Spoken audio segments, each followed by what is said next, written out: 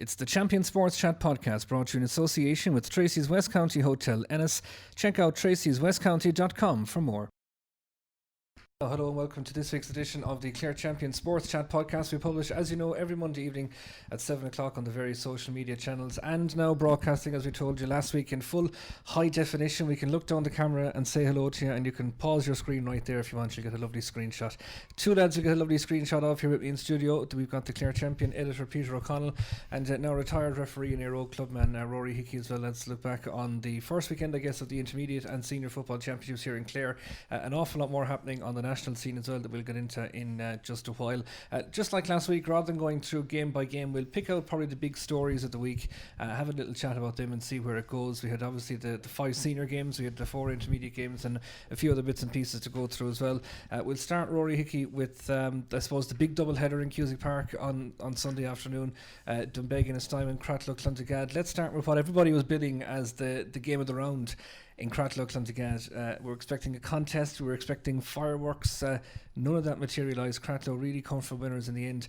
Was that a surprise? Not that Cratloe won, but I guess the manner in which they did. In the manner in which they did, it was a big surprise for me. I thought that Clontegad were going to bring something serious this year.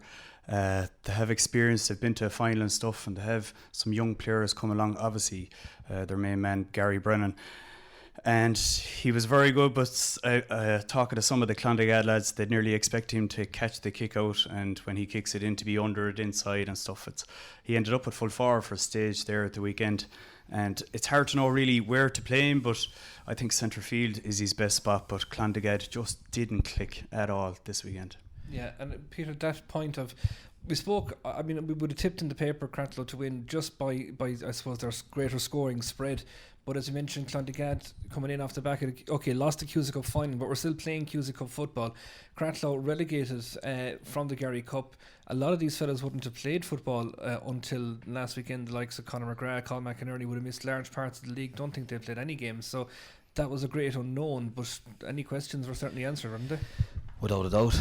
I think the big thing here from that game is that Clontegad didn't compete to the level that we know they're capable of competing to, and I suppose internally for them they'll be trying to work out why that happened, because Cratloe are in the very same position as them in that while Clontegad in themselves aren't a dual club, they virtually are in tandem with Ballyea. But I think Cratloe, the thing about Cratloe is they've got such natural footballers and natural hurlers that if they go out on a given day and click and it just happens, it's for them, they're, I wouldn't say impossible to stop, but very, very difficult. If the likes of Conor McGrath, Colin McInerney, Podge Collins, you could name the whole lot of them. If you give them time and space, and if you're not at the pitch of the game, if you're not, completely tuned in, winning your own kickouts, disrupting their kickouts, if your tackle count isn't high, if you're giving the ball away, they'll harm you, and it doesn't matter who you are. And Clontegad are as good as anyone around. And Cratloe look so comfortable on the ball for the whole hour. They really look so comfortable on the ball. Conor McGrath came out around the middle, picked up a few balls. Their link play. I mean, I know John Galvin are retired, and I thought he'd be a loss, but no way. They were well able to replace him, and they look so comfortable, and it took some great scores. Colin McInerney, I think, ended up at 1-8. And he's a joy to watch, he really is. Just turns onto that left leg, drops the shoulder onto the left leg, and he can kick it from left and from right. He was very good yesterday. They're an experienced group now, Rory, aren't they? I mean, you'd have refed him loads of times when the likes of the players you mentioned there were starting out. They were still teenagers. They're now vastly experienced at club level, at county level.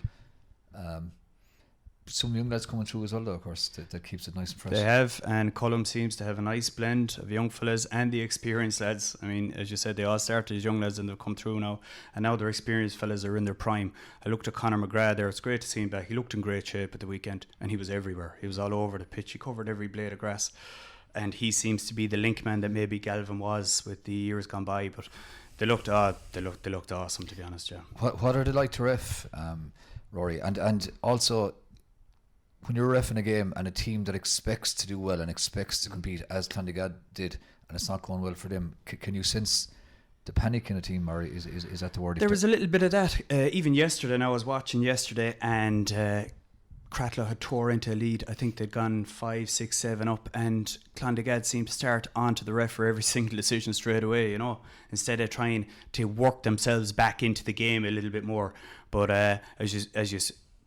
to go back to the question you asked me, what's it like to ref Cratloe? They just want you to stay out of the way and let them play away, blow the obvious ones and let them play away. And you saw it yesterday. They go short, they can go long, they can mix it up. And they're teams like that just want to play. They're not really interested in the referee. And I thought Pat did well yesterday. Pat Cosgrove did well in that game, yeah. And communication huge as well, and I actually saw Pat doing the line in a couple of games as well, and just the way he interacts even with the lads on the sideline that are kind of coming up to him and question why a referee would have made a decision. He'll turn around and Pat has, I find, a kind of a reasonable way about him. Like he'll kind of, it's very calm, and fellas react to that, because you can come to a linesman or even a referee sometimes fired up, and if you get a kind of a calm response back, you kind of start feeling like, exactly. Maybe I'm being a little OTT here. It's all about body language, and his demeanour is very calm. He has temperament for it, and I think Pat has 3 or 4 county finals behind him, and don't be surprised if you see him on the last day again this year. He's just very good at it. Big talking point. We've praised Pat. Now we can talk about the big talking point. That's the balance we find here. It was early in the first half. Gary Brennan's bearing down on goal. Podge Collins kind of, how will I put this now to put it nicely, interrupts his momentum, maybe is the way of putting it. Gary goes to ground, the crowd paying for a black card. You were there, you were sitting down in front of us, and a yellow is produced. Now you were saying by the letter of the law that's there, correct decision by correct decision by the letter of the law. Yeah, because is the letter of the law correct though? Well, you can't bend the letter of the law. You have to referee to what's there at the minute, and that's the way the rule is. So, as you said, Gary was bearing down a goal. Big moment in the game now, to be fair. And if there's ever a good foul, it was a good foul for Cratloe. And Podge is knocking around a long time, and his dad would have been fairly happy with that one. He took one for the team, but it wasn't a black card. And I'll tell you why. Because Gary's bearing down on goal. He crosses in front of Podge this way, and Podge grabs him by the shoulder, and pulls him back with one hand. Right? Pulls him back. Now, does it fall into the category of deliberate? Definitely. Does it fall into the category of cynical? Oh, definitely. But was it a deliberate pull down? No way. Now, we all left the park, right? Legged it home to watch Kerry v Tyrone All-Ireland football semi-final. And coming to the end of the game, the lad, O'Brien, is it? Stephen O'Brien. Stephen O'Brien. Wraps the 2 hands around his opponent, who's in on goal, and drags him to the floor. Was it cynical? It was. Was it deliberate? It was. Was it a pull down? His 2 hands went around his waist and he pulled him down. Now, that was a definite black card, as I say, a stonewall black card, and he took one for the team too. But I think Podge has had a few lessons of that. He knew what he was at there yesterday. But I suppose that's the anomaly in the rule, because people associate black card with cynical play without going back to those 5 defined things that are listed as being black card offences. It probably needs to be tidied up a little bit, because if you're tackling cynical play, that was a black card in the game. We spoke about the Cratloe-Clondegad one, but if you're tackling pull downs and deliberate trips, well, then it wasn't. So there's probably a little bit of a grey area there. It is a grey area, and it's one that needs to be tidied up. But would you have put Podge off the field yesterday for that sort of a tackle? I don't think so. But it was, no, I have to say, it was cynical. Gary, when he gets galloping on goal, the man was on the move, So, if it's the cynical play you're talking about, does the manner of the cynicism override the act itself? I take your point, and if they switched it around, if they switched the wording around to say cynical play or whatever, and we'll say hypothetically Pat issued him with a black card, I don't think anyone would have had much of an argument with it. But I think if he was off the field for the duration of the game, I think it's a little bit harsh on him. So maybe switch it around, that bring the cynical into the rule, but maybe just 10 minutes in. I think that's the answer, yeah. If it had been the other way around, if Gary Brennan had tackled Podge, given the difference in size between them, if he had tackled Podge in the same way at the far end of the field and Podge was going through, would Gary Brennan have got a black card? Well, it depends on whether he really pulled him down, wrapped the 2 hands around him and pulled him down, and that's what you have to look at. It was, as I said, it was cynical, and it did fall into those categories, but it wasn't a pull down. Until they changed that, Pat made the right decision. Yeah, okay, let's move on from that game. As you mentioned, Cratloe comfortable winners, and now it comes down possibly to that Clondigad Éire Óg game in terms of Cratloe have Éire Óg next on that form. You'd have to fancy them, but as Colin mentioned, after a lot of things to play out, you can hear what he had to say or read what he had to say in the paper this week. In Simon Dunbeg, another game we expected to be tight. It was for a time, I guess. Did this game swing on a second half penalty that was missed? It did. I'd say it did, yeah. And there was another penalty in the game. And for Damien, he was lucky that the penalty was scored, because he kind of missed out on an advantage at the time, but the ball did end up in the back of the net, and he would have been within his rights at that time just to allow the goal, but the penalty was scored, so he kind of got out of jail card there. What's your own take on that? Because I feel it's hugely frustrating for a team, and we mentioned it in our report that there was 10 minutes to go. In Ennistimon were a point up at the time. It was young Cillian Rowan coming through from the right wing. He makes his way in on goal. He's fouled, but momentum kind of saw the ball. His shot kind of trickled in, and there was certainly about 3 seconds between the foul coming and the ball going in. If I'm a referee, I would just have the hand out and say, lads, that's a goal. Because if in Gaelic football a goal isn't ruled as advantage, then I don't know what is like. Exactly. It's again something to be tidied up, is it? Oh well, the rule is there, the advantage rule is there, and we generally don't talk about it if it's implemented well. Maurice Deegan used it to full effect yesterday afternoon, but Damien kind of missed out on that one, because all he had to do was throw his hand in the air, keep it up in the air, the ball ends up in the back of the net, it's a goal, award the goal. But why he went back for the penalty, I don't know, to be honest. But if he had used his advantage rule, which is there, 5 seconds is a long time when the ball is bobbling around the goal, it ended up in the back of the net. I thought it was a legit enough goal. Could have had a green flag and everyone would have got on with it and no one would have said a thing, but we went back for the penalty, and Damien was lucky the penalty went in, to be honest. I suppose the only argument there's going to be is between Cillian Rowan and Sean McConaughey as to who got credit for the green flag for a finish. Big win, obviously, Peter, for Ennistimon Dunbeg. Bring it back level. I think they got maybe 5 or 6 points in a row in that kind of middle third of the second period, but ultimately Ennistimon kicked on. We know Dunbeg heavily reliant on David Tubridy, obviously, but they'd have been disappointed probably with the manner in which Ennistimon kicked. I think it was 8 in a row from the 5th minute until the 30 something. So that's going to be an obvious concern, because they've got Clare coming next. Yeah, I think they'll be even more disappointed that they got right back into the game and got some great scores. They obviously played some very good football to get right back into it, and then to let it slip again. Good test as well for Ennistimon, in that sometimes when you're coasting in a game, and it looks as if you're, it's yours to lose, and if the other team kind of gets back into it, or the concentration goes a bit or whatever, it can be very hard to kind of up it again. So I'd say Ennistimon will be quite happy that they got more of a test than what it looked they were going to get in the first half. I think Dunbeg definitely are largely reliant on David Tubridy, but they have some fairly good players around the field, some younger players as well. I mean, we all know about their veteran players. They've got a few decent young players. Mikey Tubridy is a fella I've always thought has good bit of potential, good bit of ability. Owen Tubridy, but that game against Clare is that's a knockout game. That's absolutely vital. That's going to define more than likely both their seasons. And you'd probably have come across that rivalry thing, particularly in West Clare, because people in Clare and Dunbeg will tell you it doesn't matter what results have gone in the 2 months before. Once these two meet, Joe Gary always tells us a famous statement that his late dad Michael says, that no matter how much Clare will be praised in the spring in terms of what they had, Michael's view always was, we'll know what we have when we play Dunbeg. And I think that sums up that kind of rural football rivalry, doesn't it? I think so, yeah. And that's going to be a crunch game. That is really there's a lot of the groups and they're going to end up in the last game. It'll be crunch games, but I think there'll be fireworks at that one. I think we'll all have to go to that one, Derrick.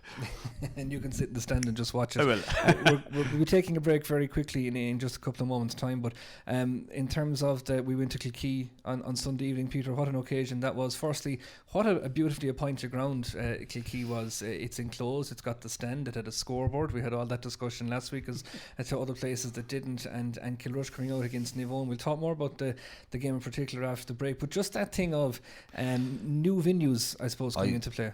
I have to say it was one of the most enjoyable evenings of championship football. Actually, I saw Peter on the stand. He had 2 flakes and the sprinkles. So I was going to say one in either hand, yeah. I thought it was 3 flakes, but really enjoyable. Like Sunday evening, nice. Even the weather did help as well. To be fair, if we're back in Kilkee and the wind is blowing and the rain is coming down, could be a different scenario then. But really big crowd, a perfect setting, the pitch in excellent condition, everything well organised, and a nice game of football as well. So definitely, I personally would like to see more games in Kilkee, but I suppose it depends who's playing who. Yeah. I mean, that was a perfect match, so to speak, between more or less the Peninsula and Kilrush. And the ice creams aren't bad either. We'll go and take a very quick break. When we come back, we'll be talking about that game and plenty more besides. Do stay with us. It's the Champion Sports Chat podcast, brought to you in association with Treacys West County Hotel, Ennis. Check out tracyswestcounty.com for more. The Clare Champion is not just a newspaper, it is much more than that. And now we have expanded our reach with our twice-weekly podcasts, Sports Chat and the Champion Report. Every Monday, listen in on SoundCloud, iTunes or through the Clare Champion website to Sports Chat with Derrick, Lynch, editor Peter O'Connell and special guests. Here you'll get the latest post-match discussion, analysis and opinion. Meanwhile, every Friday, Carol Byrne and Owen Ryan broadcast the Champion Report podcast, where they delve into the week's top stories from the Clare Champion. Here you'll get to hear from some of those featured in the newspaper, reaction and more discussion. Podcasts are also available on Spotify or your preferred hosting platform. It's the Champion Sports Chat podcast, brought to you in association with Treacys West County Hotel, Ennis. Check out tracyswestcounty.com for more. Now, welcome back to the second part of this week's Clare Champion Sports Chat podcast. We have Rory Hickey, retired now referee from Clare GA and Éire Óg clubman, as you mentioned, our editor of the Clare Champion, Peter O'Connell. He's the editor of everything, sports, news, showbiz, the whole lot. Love Island is just over. He's gutted over that. We were talking about the Senior Football Championship before we went to the break, Peter. You had just finished your ice cream. You were talking about O'Curry's Nivone and Kilrush. An enjoyable game. Probably didn't spark to the extent that we'd expect a championship game to, but at the same time had a championship feel about it in that both teams knew just what was on the line. Yeah, really good atmosphere, as we said, big crowd. The game itself, some really good scores from both sides. I did think that the game was a bit open. It lacked that extra bit of intensity that you expect in the first round of the championship. Maybe the fact that Nivone O'Curry's are an amalgamation, there maybe wasn't quite that real bite there. I'd expect Kilrush, to have a bit more of that. Kilrush did play some very, very good football. A player that I feel is one of the most naturally talented players in Clare, Gerard O'Brien. I thought he got a couple of great scores, one ball as well, and it's something about a player of his ability that it's one thing being able to kick the ball over from 45, 50 yards, which he can do from frees. But he's able to win ball too. He won a few kickouts, and I thought he played really, really well. Stephen Ryan had moments where he looked very dangerous. He definitely has a lot to offer out the field, and I suppose depending on the game, Kilrush just need to decide where exactly that is, because it's he was kind of flitting between full forward, midfield. You can see why you'd want him full forward, but you need quality ball going into him, and some of the ball going in was a bit direct. It was kicked like kind of straight on, so to speak, maybe rather than, it's easy to say this, but the ideal ball for the likes of him, maybe work it to the wings and try and bang in that diagonal ball.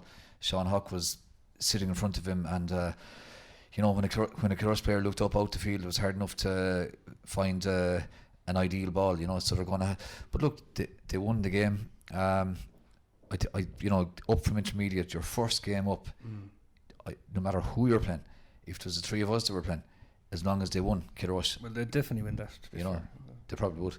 But that's you. No matter how you do it, win your first game. But it must be tough for the amalgamation, their preparation and stuff, because both clubs are playing intermediate football, and then how do they meet up to go train and then and stuff?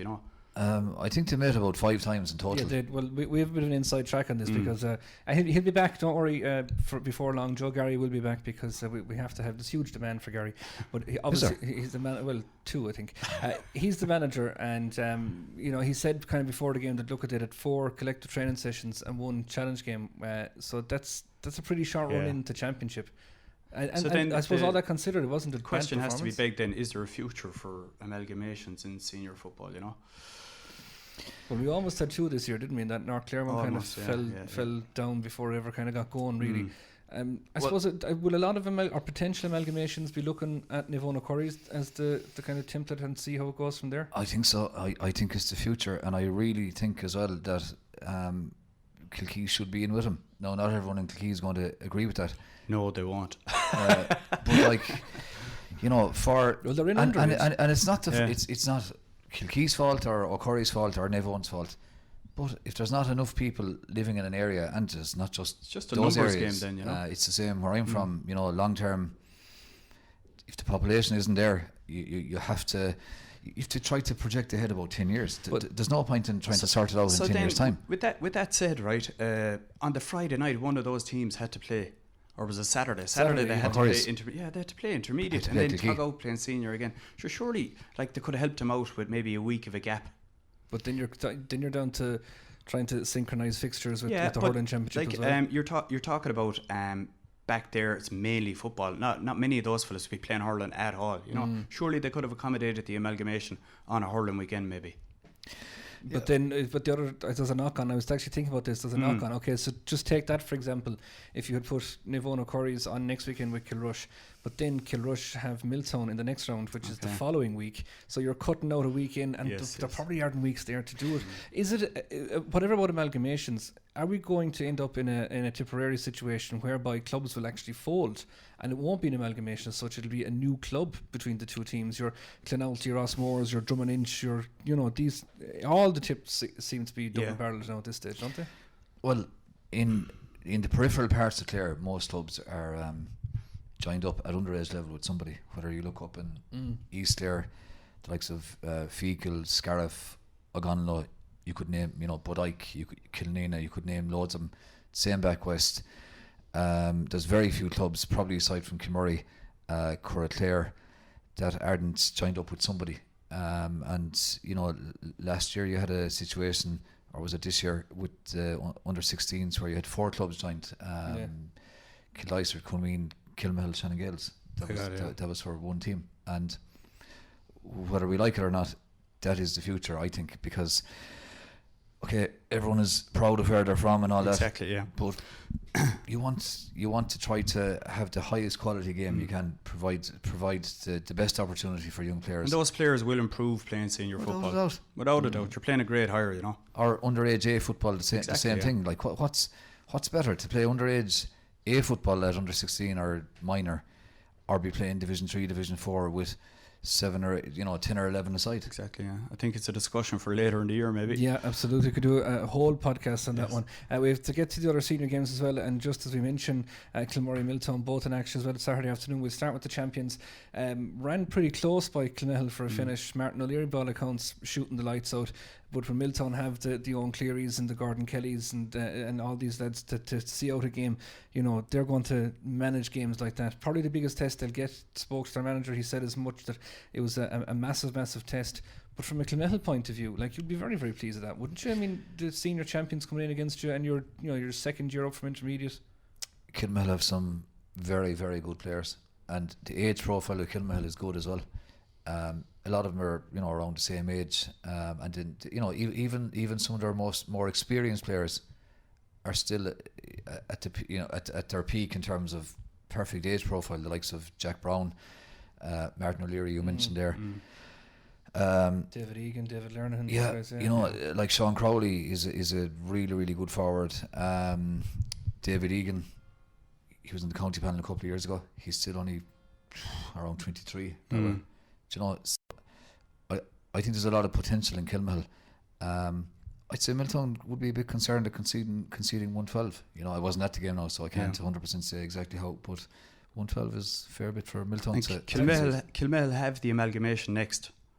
So after the game, alright, they played Milltown and whatever, and they scored a lot, so they'll be buoyed by that. They'll be really encouraged by that. I think with about 10 minutes to go, it was 113 to 111 in favour of Milltown. So if you're taking the game to the last 10 against Milltown, your tail is going to be up, isn't it? The tails will be up at training this week. They'll be mad for action. Because if one thing, when we know him down the years, Odin the wire, if there's one thing Kilmahill are going to be, it's Doughton fit, isn't it? If you've Odin cracking the whip. Yeah, and he was back in Kilkee as well, and he was getting a good look at the amalgamation and Kilrush. They won't, fitness won't be a problem with them. No, and it's sure we planned this, but talking of Old Wire, we can now move on to Kilmurray Bricken. That's called professionalism. It's a real link, whatever about shooting the lights out in Clare, a wet grey day in Kilmehel, a 9-7 scoreline. It always had that look about it. I suppose the biggest blow here from a Kilmurray perspective was losing Dermot. I mean, this creator has no look at all. 1 minute into the game, Dermot Coughlin goes through. Whatever way he fell in the hand, we've confirmed a broken bone in the hand. He's out for anything up to 2 months after coming back early, I guess, from that horrific ankle injury. I mean, that's whatever about for the club. Forget about the club for a second here. For the young fella himself and his father, who was really, really upset about it after the game. Like, that's a tough one for a young lad to take, isn't it? That's tough going, yeah. And like, first round of the championship, you're bursting with energy, bursting to go, and you only last a minute.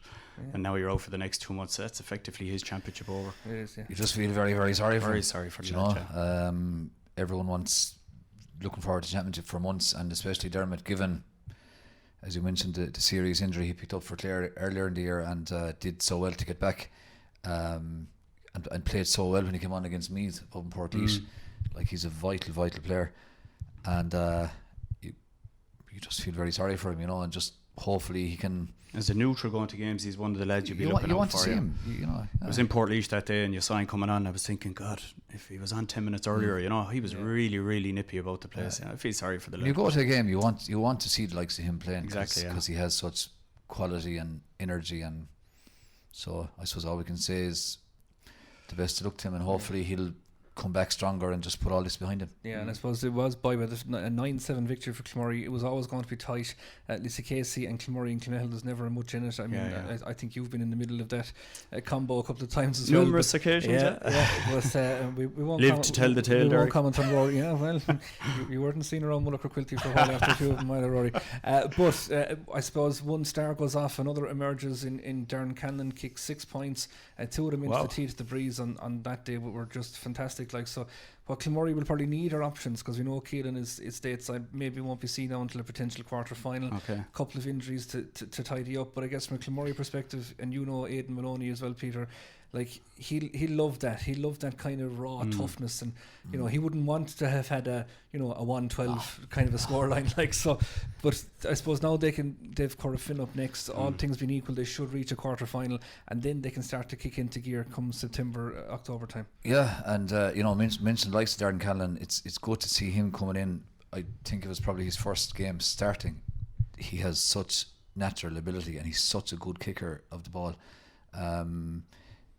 Before earlier on when we were talking about Lee Madigan and some of the points that he put over from play, well, particularly from frees. He put over one from a line ball for Kilrush. The likes of him and the likes of Darren Canlan, they're top class kickers. Give them a ball, most areas of the field, whether it's from play or from frees, they'll put it over. So look, Kilmurray have a lot of experienced players, very experienced players. They know themselves better than any of us that they have to bring through some of those younger lads, and the likes of Darren Canlan is one of those lads that they probably wouldn't have won that game without him. Yeah, now that being said, it was a day when a goal was a massive score, and Lisa Casey had 3 extremely good goal chances that went a begging, and it probably a little bit of panic set in, and I guess it's that experience, like Kilmurray or Milltown or these teams wouldn't panic in front of goals. So exactly, game management at that stage. But how important is that, particularly on a bad day? I mean, as I mentioned, like, you've been in the middle on enough of those wet dreary days where it's 8-7, those kind of games. Like, how have you always seen it's everything? You know, and it'll be coming from the sideline. They'll be telling them how long is left, and once they go a point or two, like there was 2 points in this game, once they go the point or two ahead with 3 or 4 minutes to go, they'll kill the game, they'll run down the game. And it's just experience, and over the years you gain the experience, and the experienced players Kilmurray have, they're well able to do it. Yeah, we saw that in the Coughlin. They'll be forced to be reckoned with when they get as far as quarter-final stage. McMahon and Coughlin dropped back in that second half and just sat in the pocket and just controlled things. No better vocals, absolutely. They're the 5 senior games, and a touch on the intermediate, I guess, as well, Peter, because there was some cracking games in that as well. A comfortable enough victory for Kilfenora over Liscannor, a draw in the game between St. Joseph's and Kildysart, a real cracking finish to that one as well. It's a tough group, and they've won that group too. That's tough. Like, if you're St. Joseph's and Kildysart now, are you kind of on the back foot after that point, or how do you view that? You could look at it either way. I mean, it'd be an awful lot worse to have been beaten by a point, for either of them. But the 3 teams in that group, I would say, are in the top 6 of the intermediate championship. If any of them got to, well, you'd expect all 3 of the teams in that group to minimum get to the quarterfinal of the championship, because they have that kind of, Killaister got promoted from Gary Cup up to Kesey Cup. Did well for long stages of the Gary Cup final against Dunbeg. They were Bearfield down from senior, so you'd expect the teams that came down from senior to be very, very competitive at a intermediate level. And then Navan were only beaten after extra time by Kilrush in the semi-final of the Division 3 league. So and they've got a lot of good young players coming through as well. So very hard. A good team is going championship. Yeah, a good team is going to miss out on even getting to the quarterfinal. Yeah, you were on a scouting mission in Dunbeg, Peter, were you? O'Corry's and Kilkee. Yeah, after about 15 minutes, you could have. Well, most of us thought we'll go home, because O'Corry's were completely on top, leading 7-1. Next thing then, Kilkee, which they've always been able to do for decades, suddenly started scoring goals and ended up scoring 3-6. No, they were still beaten. O'Corry's were better than them, but Kilkee, who lost their management team the previous week, Ger Keane and the management team pulled away. But they still have. You can see there's potential within that group, and I suppose if they just can put it together at some stage, you might see it. But O'Corry's were played the short game, the possession game quite well. Just looked probably a bit fitter as well, but you couldn't fully rule out Kilkee. Yeah, the final game of the weekend in intermediate, Coolmeen and Éire Óg. Éire Óg, the only second team kind of in the intermediate championship, but by God, they didn't kind of bow down to that status for long periods of that game. I watched them last Wednesday night. They had a full game above an Éire Óg with the seniors mixed up, and some serious footballers there. Lad of the Shannons, loads of them up and down the field, and I think it was a last minute penalty that turned the fixture. Now I was looking after our Junior B Camogie ladies yesterday evening, so I didn't get back to it, but by all accounts they really put it up to Coolmeen, and I met a Coolmeen man this morning and he described it as daylight robbery. So I don't know, I wasn't at the game, but it seemed it was a penalty right at the end that turned the fixture. Yeah. Okay, well, Coolmeen, I suppose, as a first team would have been expected, but as we mentioned, Éire Óg very, very, very strong in that. Almost time for us to go. We have a couple more things to rattle through before we do though, Rory. Just, I suppose, to follow up on something that our hurling columnist raised a couple of weeks ago in terms of, I suppose, we're talking about numbers for clubs to keep going, but anybody that's been keeping an eye on Clare G in terms of referees will see a similar kind of trend emerging, in that the numbers are dwindling. Yourself, Rory McGann, Ambrose Hickey, all gone from the scene. Mullins down in Clonarrick, exactly, he's gone as well. So like that pool is tightening. Now Michael Telty, one of the best, I think, when I'm a bit biased maybe in saying this, but I think he was one of the best referees in the county. A fella that rarely gets decisions wrong and commands respect, but back doing senior again yesterday evening, and it just has that feeling of that the pool is getting smaller. It is, yeah. Fergie raised the question as to, well, first of all, he asked, was the likes of yourself and Rory McGann and Ambrose and them lads approached? I suppose from your point of view, were you approached? Was there anything when you announced your retirement? I guess, what was the follow up on it? Well, what I did was I did a little bit of digging for Fergie, So I'd appreciate that. Did a little bit of market research for him this morning and made a couple of phone calls. And the situation with myself was, I announced, obviously my retirement was fairly public, but I did ring the main protagonist. I rang the county secretary to tell him. He did ask me to stay on to the end of the year, but look, I'd enough done. I felt I'd enough done, and I retired. Joe went 3 days later, Joe Mullins. Now, have any of us been approached by the fixtures committee? No, is the basic answer to that. I spoke to Joe this morning, told him I was coming to have a chat to you today, and there's a little bit of good news there, because at the time Joe had changed jobs. He was operating at inter-county level and trying to keep the club scene going, and he has a young family, and he decided, look, he just didn't have the time, so he packed the whole lot. Now he does see that the club scene is a little more condensed, and he would be amenable to a phone call if there was someone out there to make that call. Maybe not in this championship, but definitely for next year. You're talking about an inter-county hurling referee. He'd be a right one to have back. Now, as regards Rory McGann, I feel so sorry for Rory. I'm good mates with him. I was up the Cooley Mountains with him doing the bit of puck fodder there last week. No, you weren't. You were inside in a jacuzzi at the Carrickdale Hotel, Rory. Don't make it sound like a sob story now. It was an outdoor hot tub, actually. Tub, yeah, but then we actually went up the mountain afterwards. Yeah, well, there's no pictures of that, funny enough. But I did have a good chat with him, and he told me that he has in the hot tub. In the hot tub, yeah. At the outdoor hot tub. It was lovely. Martin Donnelly was looking after us for the weekend. It was all cool. So he did tell me he has a bad Achilles injury, and it is a bad one. So he's working his way back. He's physio twice a week, but he's out. He's the top hurling referee in the county. Like, he was on the elite panel, the 14 elite panel to referee the All-Ireland series this year. Possibly could have ref an All-Ireland minor final. He really could have. He's that good at it, you know. But he'll be back next year. So little phone call to Joe maybe, and he'll be back. And there's a phone call to Rory Hickey. Yeah, or whatever. So hopefully now, like as you said, Michael Talty, and I met him in the park. I wished him well. He was heading his way back to Kilkee, and he was slagging me that he had to go back ref and senior because most of us had retired. And I saw Damien out refereeing at the weekend. Damien's a county administrator. And for those people that don't know, he actually sits in on the fixtures meeting, and part of that is that he actually wouldn't be ref in the senior championship, and they've had to flip that over because, you know, it's a numbers game. But there is a few more there. The likes of Chris Maguire, I really wanted to see him at the weekend. Like, he's a fine referee. He's from Wolf Tones there in Shannon. He's on a Munster panel. He didn't make an appearance in the senior football championship at the weekend. He's an option.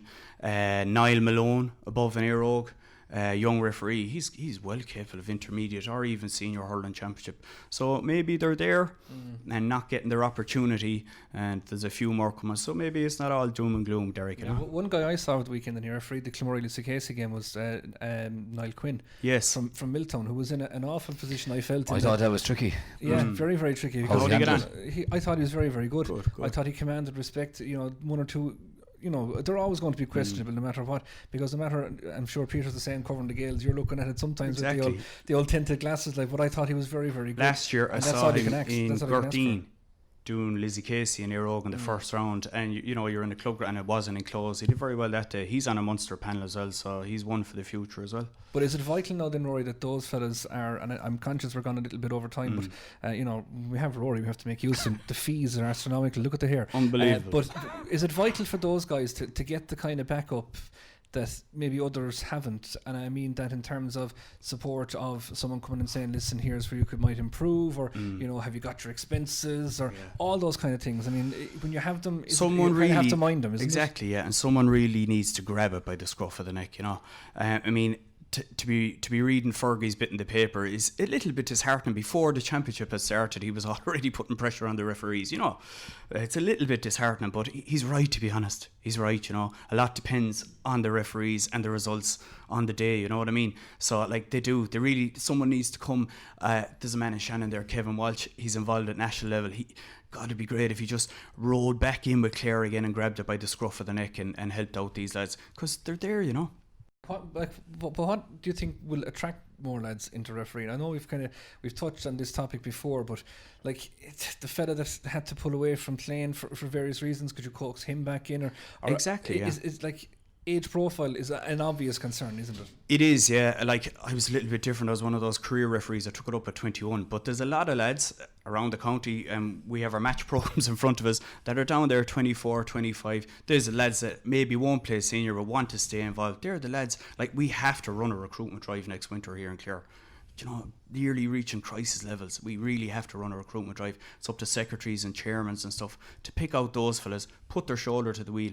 It's hard. Like, people say, like, you should charge clubs and you know, kind of bill clubs for not having referees. It's hard to be doing that as well. They've enough expenses to be paying for, but someone has to take a right look at it.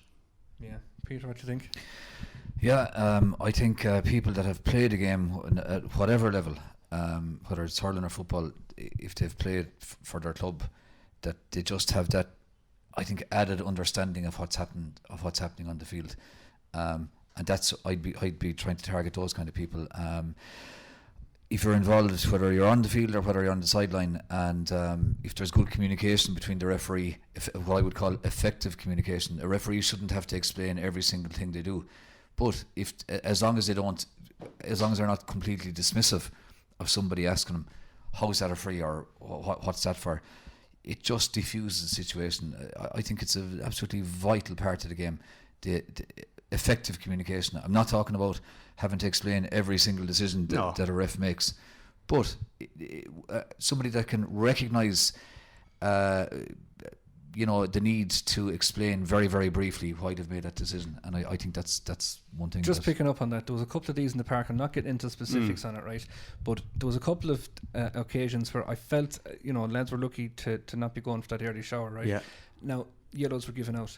I think if a team captain at that stage was allowed to approach a ref and say, why have you given that yellow card? What rule have you applied there to give that yellow card? And if you're talking of striking or attempted striking or whatever it is, well, then everybody knows, well, hang on a second, that's actually a step up here. So there's times that communication is probably what you're talking about, and have, like the rugby, have one dedicated person that if Peter's captain and I go up asking that I'm told, go away you, I want to talk to your captain. There's pros and cons to that approach. I'd be all in favour of it. But if you look at Dublin, the captain is he's the goalkeeper, so he can't be running up and down the field. But you could nominate someone, the vice captain, out the field. But that'd be great. But that in GA that doesn't really work, because everyone really wants to put their tuppence in rugby. They know if they do, they'll be sitting in the bin. Yeah, and we've had that culture conversation before. We've gone over time on the podcast. Just to let you know what's coming up in the paper, I guess, because we're trying to sell that as well, I suppose, on a Thursday. We've got an interview with, talking of rugby, we've got an interview with Camille's Emer Considine. She's going to be part of the Éire Sport panel that are covering the Rugby World Cup in Japan this year, so we'll hear all about that as well. We've got reports from all those senior and intermediate football championship games. The Camogie Championship, that starts this weekend as well, or started last weekend, I should say, and we'll have a full wrap from all those. The new Clare soccer season, that's just around the corner. We'll be looking ahead to that. Plenty more besides as well. That's In Your Shops on Thursday. We are on your screens and on your podcast streams on a Monday evening as well. We'll be back next week. We'll talk to you then. It's the Champion Sports Chat podcast, brought to you in association with Treacys West County Hotel, Ennis. Check out tracyswestcounty.com for more.